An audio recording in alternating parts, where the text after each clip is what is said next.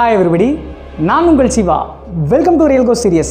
எப்போதும் போல இன்றைக்கும் ஆவிகள் ஆன்மாக்கள் இருக்கு அப்படிங்கறத நிரூபிக்கும் வகையில் இருக்கக்கூடிய 5 திகிலூட்டும் சிசிடிவி ஆதாரங்களை அடிப்படையாக கொண்டுதான் இன்றைய காணொளியிலும் பயணிக்க போறோங்க.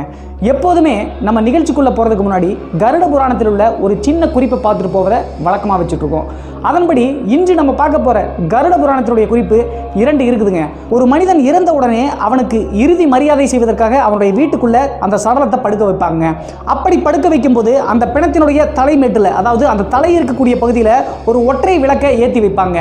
இப்படி அந்த ஒற்றை விளக்கு எதற்காக ஏற்றி வைக்கப்படுகிறது அப்படின்னு சொல்லி பார்த்தா, பொதுவாகவே ஒரு மனிதன் இறந்த உடனே அந்த உடலை மீண்டும் ஆக்கிரமிக்க அந்த ஆத்மா சுற்றி கொண்டே இருக்கும் அப்படின்னு சொல்லிட்டு கருட புராணத்தில் எழுதப்பட்டுள்ளதுங்க. அப்படி அந்த ஆத்மா மட்டும் இல்லாம நிறைய எதிர்மறை சிந்தனை கொண்ட ஆத்மாக்கள் அந்த உடலை கைப்பற்றி ஆக்கிரமிக்க ட்ரை பண்ணுங்க. இப்படி இருக்கிற காரணத்தினால தான் அந்த ஒற்றை விளக்கை எரிய விடுறாங்க. இப்படி எரிந்து கொண்டுள்ள அந்த ஒற்றை விளக்கு என்ன பண்ணும் அப்படின்னா, பொதுவாகவே இந்த நெருப்பு அப்படிங்கிறது எதிர்மறை ஆற்றல்களை இழுக்கக்கூடிய தன்மை கொண்டதுங்க. சோ அந்த ஒற்றை விளக்கில் உள்ள அந்த நெருப்பினுடைய ஆற்றல் சடலத்தை சுற்றியுள்ள எதிர்மறை ஆற்றல்கள் அல்லது ஆத்மாக்கள் அனைத்தையும் தன்பால் இழுத்துக்கொண்டு அந்த சடலத்தையும் அந்த சடலத்தை சுற்றியுள்ள நம்மை போன்ற உயிருள்ள மனிதர்களுக்கும் எந்தவித பிரச்சனையும் வராமல் இருப்பதற்காக இந்த ஒற்றை விளக்கு எரியூட்டப்படுகிறதுங்க. இதே மெத்தட் தான் ஆன்மீகவாதிகளும் சரி மந்திரவாதிகளும் சரி பயன்படுத்துறாங்க. பொதுவாகவே நம்ம வீட்டில் அடிக்கடி ஏதாவது கெட்டது நடக்குது அப்படின்னு சொல்லிட்டு மந்திரவாதிகள் கிட்ட சொன்னாலும் சரி, இந்த ஆன்மீகவாதிகள் கிட்ட சொன்னாலும் சரி, அவங்க என்ன சொல்லுவாங்க அப்படின்னா, பூஜை ரூம்ல அடிக்கடி விளக்கேத்துங்க, அப்படி ஏத்துனீங்கன்னா இந்த பிரச்சனை எல்லாம் சார்ட் அவுட் ஆயிரும் அப்படின்னு சொல்லி சொல்லுவாங்க. இதற்கான காரணம் இதாங்க. நீங்க வீட்டில் எந்த இடத்துல நீங்க விளக்கேத்தினாலும் சரி, கற்பூரத்தை எரிய விட்டாலும் சரி, அதில் வரக்கூடிய அந்த நெருப்பு வந்து பார்த்தீங்கன்னா எதிர்மறை சிந்தனைகள், அந்த எதிர்மறை ஆத்மாக்களை வந்து இழுத்து தன்வசப்படுத்தி அழிச்சிரும் அப்படின்னு சொல்லிட்டு நம்பப்படுகிறதுங்க. இதையே தான் கருட புராணத்திலையும் அப்படியே சொல்லியிருக்காங்க. அதற்கடுத்ததாக நம்ம பார்க்க போற 2வது குறிப்பு, ஒரு மனிதன் இறந்த உடனே அவனுடைய இறுதி சடங்கு, அதாவது அந்த தகனம் செய்யக்கூடியதை பகல் நேரத்திலேயே செஞ்சிடணும், இரவு நேரத்தில் புதைக்குழியில் எடுத்து போய் அடக்கம் செய்யக்கூடாது அப்படின்னு சொல்லிட்டு முன்னோர்கள் சொல்லுவாங்க. இதற்கான காரணம் என்ன அப்படின்னா, நான் ஃபர்ஸ்ட் சொன்ன அதே குறிப்பு தாங்க இதற்கும் பொருந்தும். இரவு நேரத்தில் இந்த எதிர்மறை ஆற்றல்கள் அப்படின்னு சொல்லக்கூடிய இந்த ஆவிகள் பேய்களுடைய ஆக்கிரமிப்பு அதிகமாக இருக்குங்க. இந்த காரணத்தை பயன்படுத்தி இரவு நேரத்தை அந்த சடலத்தை எடுத்து போய் தகனம் செய்யும் போது வேறு சில எதிர்மறை ஆற்றல்கள் அந்த சடலத்தை ஆக்கிரமிக்க வாய்ப்புள்ளது அப்படின்னு சொல்லக்கூடிய காரணத்தினால தான் இரவு நேரம் முடியறதுக்குள்ள அந்த பிணத்தை எடுத்துட்டு போய் தகனம் செஞ்சிடணும் அப்படின்னு சொல்லிட்டு முன்னோர்கள் சொல்லி வச்சிருக்காங்க. இன்றைய கருட புராணத்தினுடைய குறிப்பு போதும் அப்படின்னு நினைக்கிற நண்பர்களே, எப்போதும் போல கருட புராணத்தில் உள்ள இந்த 2 தகவல்களையும் உங்ககிட்ட அப்படியே சொல்லிட்டேன். இதை ஏற்றுக்கொள்வதும் ஏற்றுக்கொள்ளாததும் உங்களுடைய சாய்ஸ்லேயே விட்டுட்டு நம்ம எப்போதும் போல திகிலூட்டும் அமானுஷ்ய சிசிடிவி காணொளிகளை பார்க்க ஆரம்பிக்கலாம். வாங்க நிகழ்ச்சிக்குள்ள போறதுக்கு முன்னாடி நீங்க இன்னும் நம்ம சேனலை சப்ஸ்கிரைப் பண்ணாம இருந்தீங்க அப்படின்னா, வீடியோக்கு கீழே இருக்கக்கூடிய ரெட் கலர்ல இருக்கிற சப்ஸ்கிரைப் பட்டனை கிளிக் பண்ணி சப்ஸ்கிரைப் பண்ணிருங்க. கூடவே ஒரு பெல் ஐகான் கிரியேட் ஆகும், அதையும் கிளிக் பண்ணுங்க. அதுல 3 ஆப்ஷன் வரும். அதுல ஆல் அப்படிங்கிற ஆப்ஷனை செலக்ட் பண்ணிட்டீங்கன்னா நாங்க அப்டேட் பண்ற எல்லா வீடியோக்களும் உங்களுக்கு மறக்காம உடனுக்குடன் வந்து சேரும். சரி வாங்க ஷோக்குள்ள போலாம். நம்ம பார்க்க போற முதல் அமானுஷ்ய காணொளி ஜப்பான் நாட்டில் ஒரு வீட்டின் பக்கத்துல ஒரு குழந்தை விளையாடிட்டு இருக்கும்போது எடுக்கப்பட்ட காணொளிங்க. இந்த காணொளியில தோராயமாக ஒரு 3 வயதுள்ள ஒரு சின்ன பையன் இரவு நேரத்தில் தான் ஏற்கனவே இறந்து போன தன்னுடைய அக்காவை வந்து பார்த்தீங்கன்னா அடிக்கடி பார்த்ததாக பெற்றோர்கள்ட்ட சொல்லிட்டே இருக்காங்க. இதை கேட்ட அவனுடைய பெற்றோர்கள் அவனுடைய அக்கா ஞாபகம் இருக்கிறதுனால சும்மா தான் சொல்றான் அப்படின்னு சொல்லிட்டு அசால்ட்டா விட்டுறாங்க. ஆனா கொஞ்ச நேரத்தில் திரும்ப அந்த பையன் ஒரு பர்டிகுலர் இடத்தை கை காமிச்சிட்டே இருக்காங்க. சரி அவன் என்னதான் சொல்ல வர்றான் அப்படின்னு சொல்லிட்டு அவனுடைய பேரண்ட்ஸ் அவன் கை காட்டக்கூடிய அந்த இடத்துல போய் பார்க்கறாங்க. அப்போது யதார்த்தமாக இன்னொரு நபர் அதை மொபைல் கேமரா மூலமாக ரெக்கார்ட் பண்ணிட்டே இருக்காருங்க. அப்படி அந்த பேரண்ட்ஸ் அந்த பையன் சொல்லக்கூடிய அந்த இடத்துல எல்லா இடத்துலையும் பார்க்கறாங்க, எந்தவித உருவமும் இல்லைங்க. அப்படி பார்த்துட்டு இருக்கும்போது அந்த பையன் சடனா ஒரு பர்டிகுலர் இடத்தை காமிச்சு அங்க பாருங்க அப்படின்னு சொல்லி சொல்றான். எல்லாருமே அந்த பையன் சொல்லக்கூடிய அந்த இடத்தை யதார்த்தமா திரும்பி பார்க்கறாங்க. அப்போது அந்த இடத்துல ஒரு 4 to 5 வயதுள்ள ஒரு மர்மமான பெண் குழந்தையினுடைய உருவம் தெளிவா ரெக்கார்ட் ஆயிருக்குங்க. இந்த காணொளியும் பார்த்துட்டு வாங்க, மறுபடியும் பேசலாம். இந்த காணொலியில் தென்பட்ட அந்த மர்மமான சின்ன குழந்தையினோட உருவம் வேற யாரும் இல்லைங்க, அந்த பையனுடைய அக்கா அப்படின்னு சொல்லி சொல்லப்படுகிறது. சின்ன ஒரு டிசீஸ் வந்து இறந்து போயிட்டாங்க ஒரு சில மாதங்களுக்கு முன்னாடி அப்படின்னு சொல்லி சொல்றாங்க. அதற்கு பின்பு அந்த சின்ன பையன் வீட்டுக்குள்ள விளையாடும் போதும் சரி, வெளியில விளையாடும் போதும் சரி, தன்னுடைய அக்காவை பார்த்ததாக அவங்க அம்மாட்ட சொல்லிட்டே இருந்திருக்காங்க. அந்த மாதிரியான ஒரு நாள்ல எடுக்கப்பட்ட கேமரா காட்சி தாங்க இந்த காட்சி. சரி வாங்க நம்ம 2வது காணொலியை பார்க்க ஆரம்பிக்கலாம். நம்ம பார்க்க போற 2வது அமானுஷ்ய காணொலி யூஎஸ்ல ஒரு வீட்டுல நள்ளிரவில் எடுக்கப்பட்ட காணொலி காட்சிங்க. இந்த வீடியோவில் ஃபாரூஸ் அப்படின்னு சொல்லக்கூடிய ஒரு 35 வயது ஒரு நபர் அவருடைய வீட்டில் தனியா ஸ்டே பண்ணிட்டு இருந்திருக்காருங்க. அவருக்கு ஏற்கனவே மேரேஜ் ஆயிடுச்சுங்க. ஆனா இவர் மட்டும் இருப்பதற்கான காரணம் அவருடைய மனைவி ஒரு ரோடு ஆக்சிடென்ட்ல இறந்து போயிட்டாங்க. அப்படி அவங்களுடைய மனைவி விபத்துல இறந்த கிட்டத்தட்ட ஒரு வாரத்துல அவங்க உயிரோடு இருக்கும்போது தங்கி இருந்த அந்த ரூம்ல இரவு நேரத்தில் ஏதோ சத்தம் கேட்குதுங்க.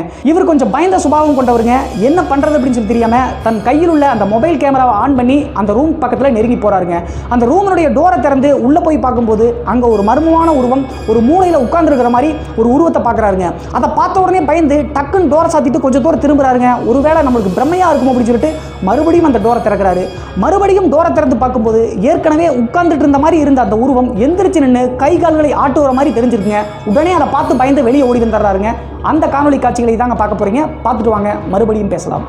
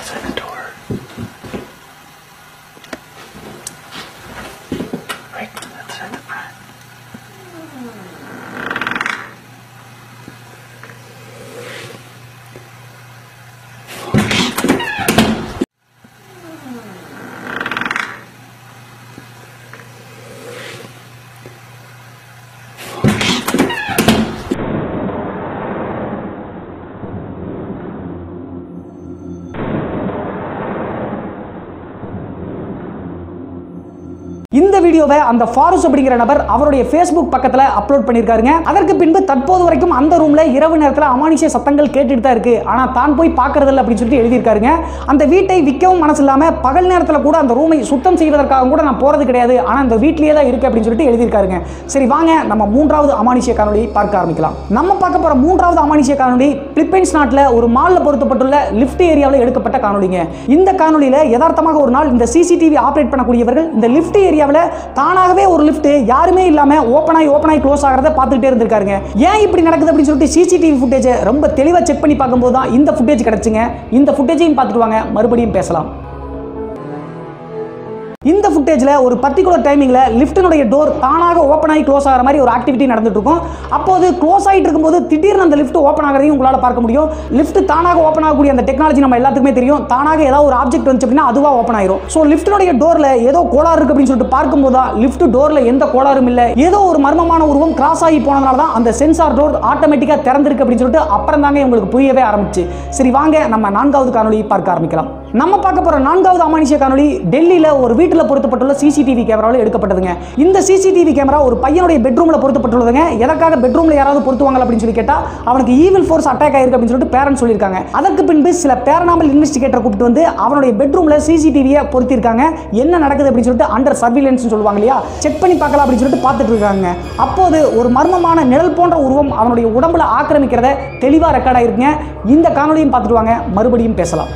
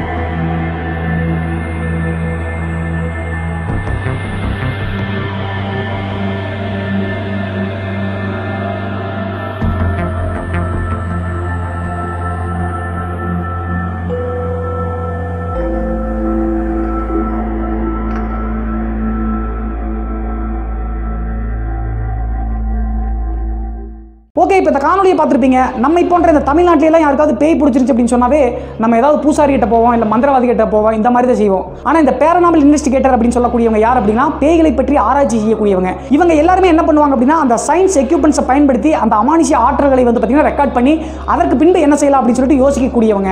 அப்படி எடுக்கப்பட்ட வீடியோ காட்சி தாங்க இந்த காட்சி. சரி வாங்க 5வது காணொலியை பார்க்க ஆரம்பிக்கலாம். நம்ம பார்க்க போற 5வது அமானுஷ்ய காணொலி ஜப்பான் நாட்டில் இருக்கக்கூடிய ஒரு மல்டி ஸ்பெஷாலிட்டி ஹாஸ்பிட்டலுடைய ஐசியூ வார்டில் பொருத்தப்பட்டுள்ள சிசிடிவி கேமராவில் எடுக்கப்பட்டதுங்க. இந்த வீடியோ பதிவை பார்க்கும்போது எனக்கே கொஞ்சம் ஷாக்காக தாங்க இருந்துச்சு. இப்படியெல்லாம் நடக்குமா அப்படின்னு சொல்லிட்டு. இந்த வீடியோவில் என்ன நடக்குது அப்படின்னு சொல்லி பார்த்தா ஐசியூ ரூம்ல இருக்கக்கூடிய ஒரு எமர்ஜென்சி பேஷண்ட்டுக்கு வந்து பார்த்தீங்கன்னா உயிர் போற நிலைமையில துடிச்சிட்டு இருக்காருங்க. அப்போது மருத்துவர்கள் இவரை எப்படியாவது காப்பாற்றணும் அப்படின்னு சொல்லிட்டு இந்த எக்கோ கருவிகள்லாம் பயன்படுத்தி ட்ரீட்மெண்ட் பண்ணிட்டு இருக்காங்க. அப்படி உயிருக்கு போராடி கொண்டுள்ள அந்த நபரினுடைய உடலிலிருந்து அவருடைய ஆன்மா வெளியேறுவதை தெளிவா சிசிடிவியில் ரெக்கார்ட் ஆயிருக்குங்க. அதற்கு பின்பு அந்த வெற்று சடலத்தை காப்பாற்றுவதற்காக கடைசியாக ஒரு ட்ரீட்மெண்ட் பண்ணுவாங்களே, அந்த நெஞ்சில வந்து ஏதோ மெஷினை வச்சு இப்படி தூக்கி அடிக்கும், அந்த மாதிரி பண்ணி பார்க்குறாங்க. ஆனால் மறுபடியும் அந்த ஆன்மாவை திருப்பி கொண்டு வர முடியலைங்க. அந்த வீடியோ காட்சியை தாங்க பார்க்க போறீங்க. பார்த்துட்டு வாங்க, மறுபடியும் பேசலாம்.